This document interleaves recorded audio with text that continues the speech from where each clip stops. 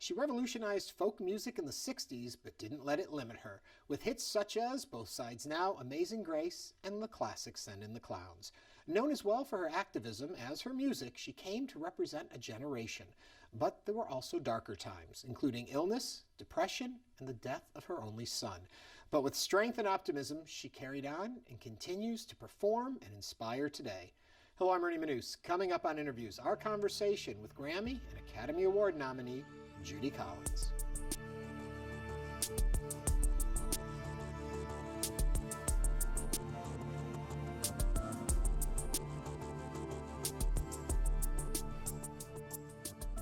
What's the secret to covering someone else's song? You've written your own, recorded them, but you've also had a lot of success with other people's songs. But when they come from you, they seem so, I don't know if the word's genuine or something. What is the secret to that? To make the ones that you sing sound just as genuine as. I had a lot of practice with that because I was raised with music of all kinds. And the idea is you find something that is fantastic, and then you figure out how to play it or how to sing it. I always admired pianists who don't really get to know how to play the Rachmaninoff Second Piano Concerto until they're 90. Because they play it a lot, but it finally comes to them. And I think that's something to do with songs. Also, you have to fall in love with a song. You have to fall in love with Both Sides Now, Someday Soon. You have to fall in love with Suzanne. You have to fall in love with Turn, Turn, Turn, or you can't sing. To everything, turn, turn, turn. There is a season, turn, turn, turn. And a time to every purpose under heaven. Is it love at first sight? Oh yes, absolutely. Yeah. It doesn't take much time. Also a good way to look at it is, I used to put a lot of songs on a tape or on a cassette or something, and then I'd put a lot of things that attracted me on a cassette, and then I would play it. And then when it would come to my mind unbidden, I'd know it was there. But it usually doesn't take that long. It's usually instant. Certainly Send in the Clowns was instant. And you also, the same thing applies to anything you write. You have to fall in love with it. And of course you better, because then you play it over and over and over again until you learn it. When you talk about listening to certain songs over and over again in that cassette tape, does that then influence the music you're writing in that period? How do you then keep your voice clean and don't let other influences change what you write? That's such a good question. And it is, I've had it happen. I usually don't even think about it, but I wrote a song at one point. It has become quite an important song of mine. It's called Secret Gardens. And when I started to work on it, it was a song that was inspired from a line in my journal, which was, my grandmother's house is still there, but it isn't the same. And I had the melody going from up to down because I'd been sort of influenced by a Joan Baez song. Yeah. And I realized the trick was to take it from down to up. So now it says, my grandmother's house is still there. And instead of, my grandmother's house is still there. It was a simple change, really, when you come right down to it. And so, yeah, you have to be careful that something you're writing is not directly influenced. I don't think there's anything to really give you a screen against that except your own understanding of other melodies and the fact that you don't want to be repeating somebody else's hit. Right. When you talk about that little change, how do you know when a change is right and it's wrong? Do you feel it? I can't diagnose for you. I can't tell you anything about. That's a whole lifetime of music. That's growing up in a family where my father was a singer and chose all the great songs, played wonderful piano, even wrote some awfully good songs. In the course of his career, he was in the radio business for 30 years, so I heard him on the radio all the time, and I saw him perform. And I knew that when he chose a song, it was going to be one that would last. He chose the very best of Rodgers and Hart and George Shearing and all the songs that came out in the shows. So in a way, I was trained from a very young age to pick the right song that was going to last for 50 years. Yeah. I didn't know this until reading up on you, that your father was blind. Yes. And I wonder if that helped aid in his sensitivity to the sound of the music. He had been raised in a situation where he was blind by the age of 4, and he was raised on a dirt poor farm, and they didn't know to tell you that you couldn't do this or you couldn't do that. You had to do everything. I think that's where I initially have my training of I have to do everything. You know, I have to run the business, I have to sing the songs, I have to organize when we're going out and what we're going to do. And I think I got it from him because he was told, yes, Charlie can do this. And he discovered his radar in his life.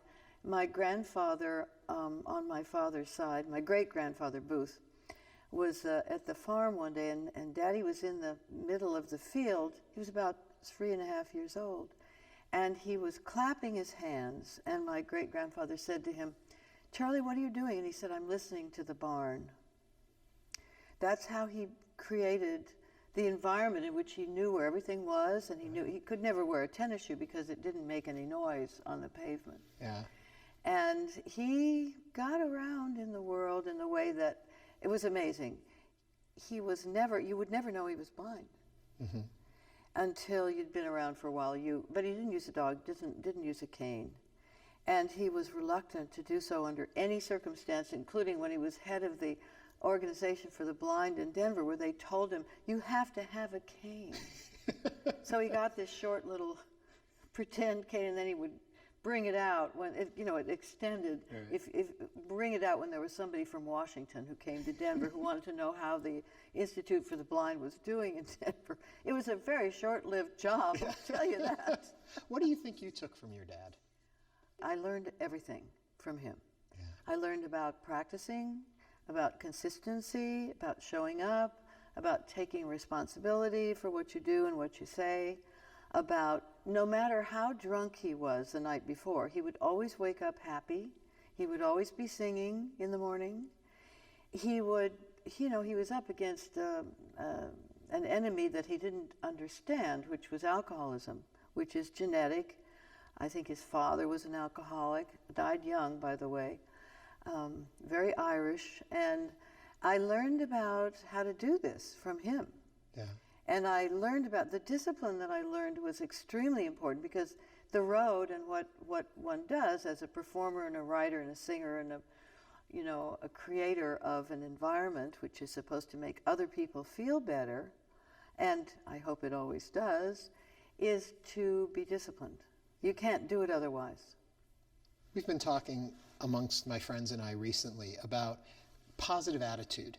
And I saw you perform yesterday, and I thought there's such joy that emanates from you. And I look at the struggles you faced in your life and have had a lot of burdens have been put upon you that you've come through. Is it a choice you make to be positive, to be out there and joyous, or is it something that's innately in you, even with different struggles you face in life? I don't know what it is, what has caused it, but I know that I always had it. I always had it from the time I was 2 or 3 years old. But is it something you work at consciously, or it just is innately within you? I think it has to be both. I know that there are certain things that help me. I'm a meditator. I'm an exerciser. I would not be on the planet without exercise. I would not. Yeah. It is my solution to my depression, to my anxiety, to my weight issues, to my, everything about exercise tells me that I have to do it. Because, first of all, I want to be able to walk and talk and sing and move and fly under all circumstances. And also, being a musician and having the kind of life I do, about 100 shows a year, you have to live like an athlete. And so that gives you, I know when I first started seriously exercising, I was at a pool in the mid-70s. I'd already been doing the Jane Fonda. I'd been doing the Canadian Air Force exercises. I'd quit smoking, thank God, because at some point when I was smoking, I couldn't breathe, and so I couldn't sing. And so I saw these people in a swimming pool with little goggles on, and they were swimming back and forth, and I said, those people have to know something that I don't know. And what they did know in 1975 was about endorphins. endorphins are a big secret. And if you're not using your endorphins, you're missing out on about 95% of the fun. Take me all the way back. You started classically trained, and then you made the shift to folk, to pop music of the time. Is that really a shift, or was it an evolution for you? It must have been an evolution, although I wouldn't have said so at the moment, but I can see it now, because I can see that my father, of course, wanted me to have a proper musical education. So I was playing the piano from a very young age, and I was serious about it and treated as a child prodigy by my teacher, Dr. Brico, who was nothing if not serious about everything in life. She wanted me to become a great pianist, and I worked extremely hard. And I played with her orchestra when I was 13 years old. Yeah. The Mozart two-piano concerto with a young pianist named Danny Guerrero. We were hot stuff, I'm telling you. I was dressed in an organdy dress. Anyway, I either was playing with the orchestra or practicing the piano, working on a new orchestration, working on a new symphony or a new concerto. And then I had this balance of learning all the songs of Rodgers and Hart from my father, who also sang Irish songs. So I knew Danny Boy from the time I could walk. Yeah. And I think it was more of a transition, it was fueled by the fact that I found two songs as a 15-year-old that totally changed my life. One was the Gypsy Rover on a soundtrack from an Alan Ladd movie, and one was Joe Stafford's version of Barbara Allen. And after that, I mean, my life was cut out for me. There was no question of going back to the piano. I couldn't go back and study Rachmaninoff when I had to learn to play the guitar. Right. I heard a great story, though, about your piano teacher coming to see you many years later, and she came backstage, and what did she say to you? She took my hands. It was Carnegie Hall, and I was expecting, flowers and praise and blood from a stone. And she came back, and she took my backstage, and she took my hands in hers, and she said, "Little Judy, you really could have gone places." Nothing that I did, including the Academy Award nomination, ever got her to forgive me. Just stuck with the piano, what you could have accomplished. I'd be now in the former Yugoslavia with my piano tuner. Yes, touring the world. That's doing right. something.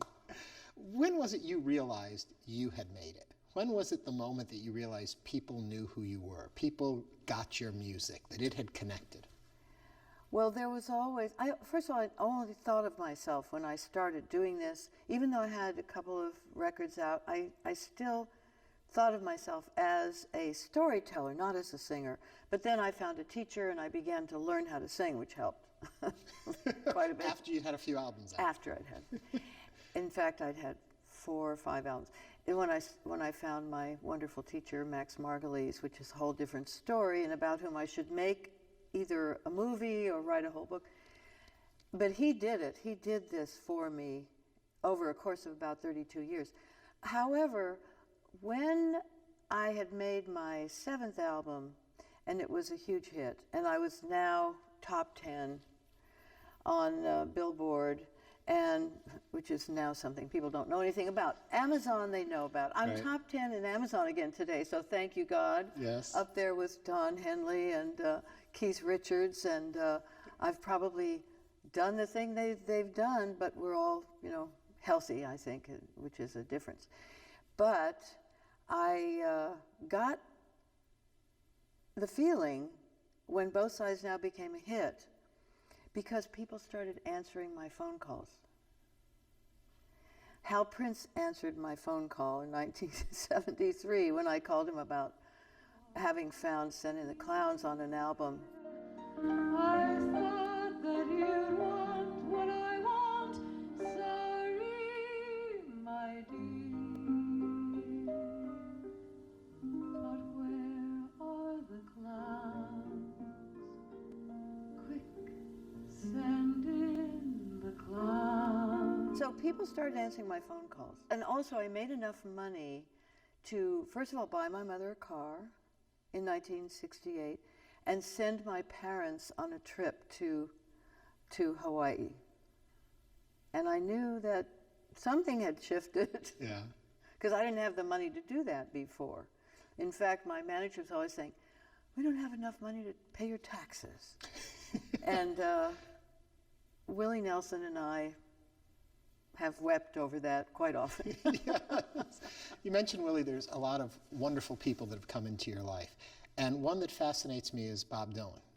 And that, Yes. if I understand correctly, you were in the room when Mr. Tambourine Man was written. Yes, I was. Well, he was behind a closed door, and I was in the basement sitting on the stair right next to the door, and it was 3 in the morning. And I had been to a little gathering of at Al Grossman's house, castle, in Woodstock. And Bobby and I were there, and Susie Rodolo was there. A couple of other people were there. It wasn't a very big party, but, evening gathering. But I was sound asleep, and I woke up to the voice coming up the stairs from the basement, and this closed room. And I sat there and listened to him writing Mr. Tambourine Man for about 2 hours. I recorded it, of course, later.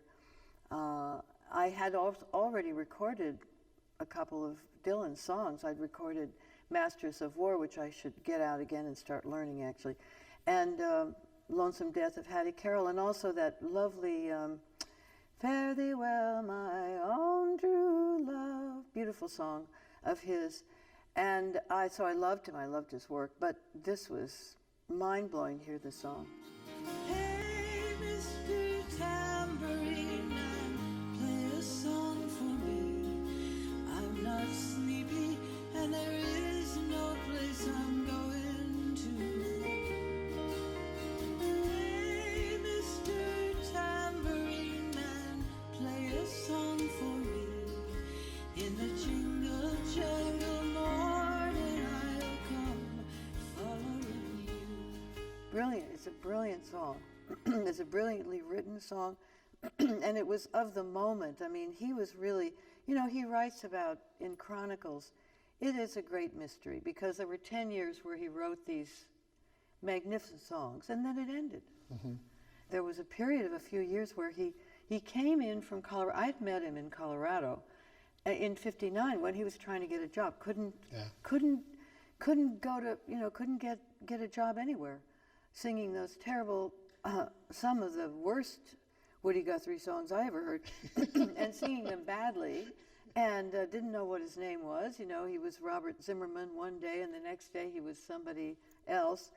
In April of '61, April 11th, he was making his debut at Gertie's Folk City, and I was there as the headliner, and he was singing in the various hootenannies and so on.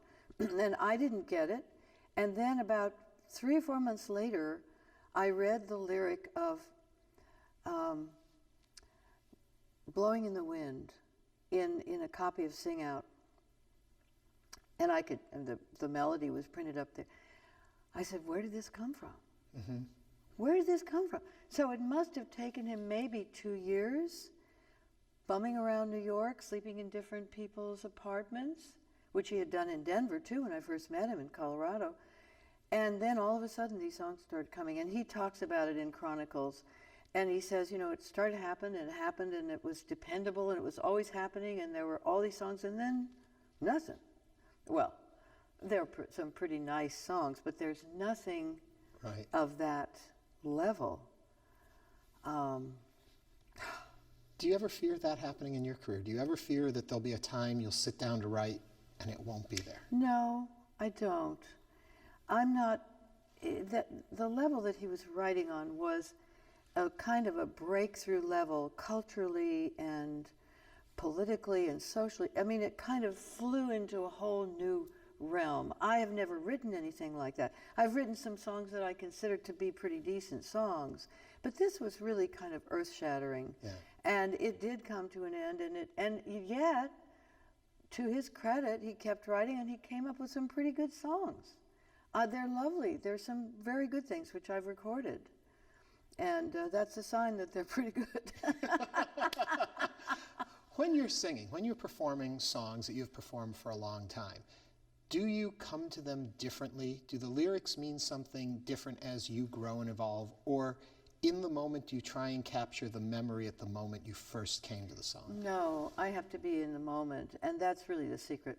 You have to treat it all as if it's the first time, and so, of course, memory plays a lot of a role, but it's not so much memory as it is intellect and intuitive ability. First of all, you have to know. You know, one of the famous actors, and I forget who it was, said, you know, she could do the laundry list while she acted the part of Hedda Gabler.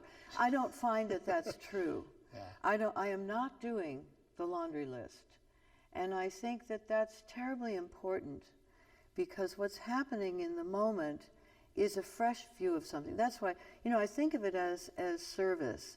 I know that when people come to hear me sing, they hear something that, first of all, hasn't happened before, and they hear something that draws some feeling from them, a memory from them, an experience for 2 hours, hopefully, whatever the concert lasts, that's unlike anything they've ever had. Yeah. Yes, it may, let's say, depend on a mood or something that they've been going through, but primarily it will depend on memory. And in my case, it depends on memory, not the memory of when I heard the song, but the memory of my life.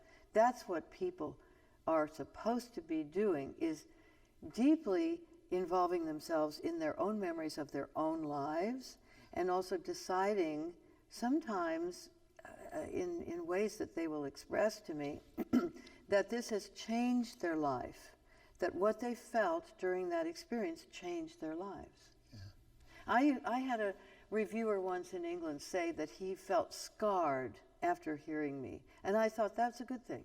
Yeah. It means if I go to hear something, you know, I've just gone last couple of 3-4 months ago, I went to see Hamilton, the Lin-Manuel theatrical performance and hip-hop rendition of Ron Chernoff spoke about Alexander Hamilton. Boy, was I scarred. He found a book while he was working in The Heights, which was a big, big hit on Broadway, and he began reading it every day, and he decided he was going to make it into a hip-hop musical on Alexander Hamilton's life, the founder of our banking system and our debting system. And he involved Ron Chernow. This is really interesting because he involved the writer entirely in the process. This is so rare, unheard of actually. And this is the most extraordinary musical experience, one of the most extraordinary that I've ever had. And yes, I'm scarred, I'm inspired, I see things that I didn't see in myself and in the world. And hopefully that's what happens with art. I mean, otherwise, why bother? Yeah. You wrote a beautiful song after the passing of your son. And I wonder, with the earlier question too, when you perform that song, where is the emotion for you there? How do you get through that? Well, it was very hard to write, and I don't sing it often, and it does take me into a very, very emotional place, but it connects me very strongly with my son. I give all I have for one more chance to hear you speak.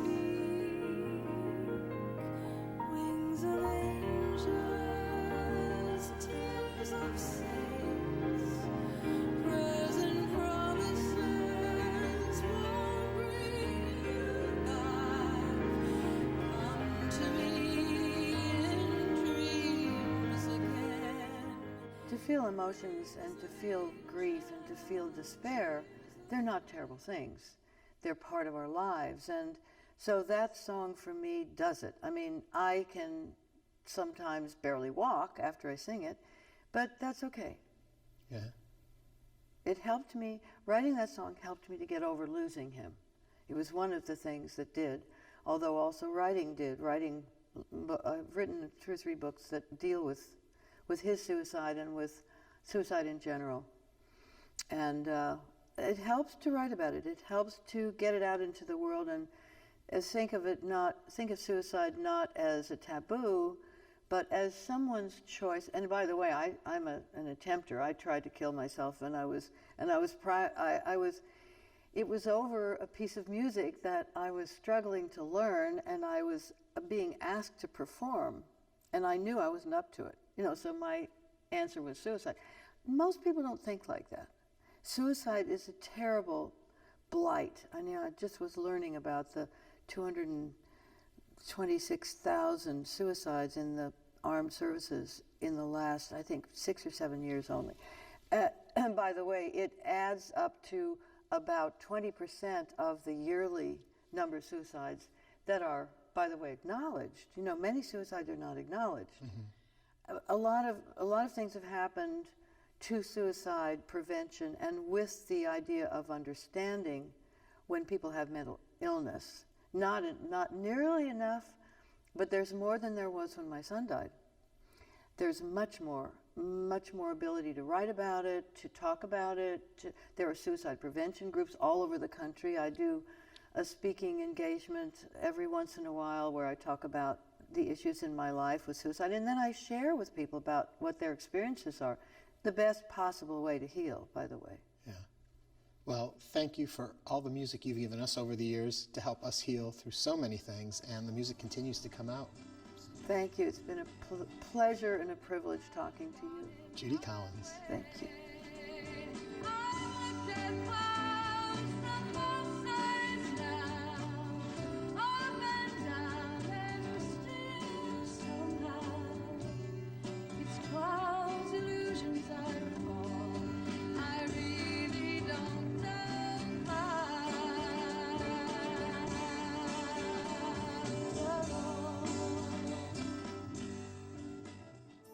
If you would like to learn more about our guests or watch other episodes of Interviews, visit our website at houstonpublicmedia.org/interviews.